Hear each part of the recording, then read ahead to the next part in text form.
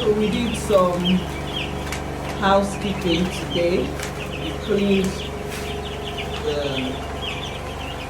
pen. You can see we have fresh sawdust. The chicks are big grown, so they now know the difference between their food and the sawdust, so they don't eat the sawdust.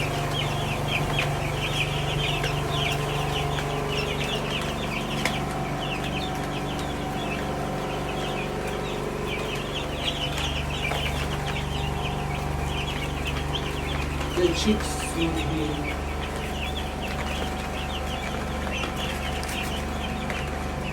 2 weeks from Monday. I think they are doing well. They are growing well.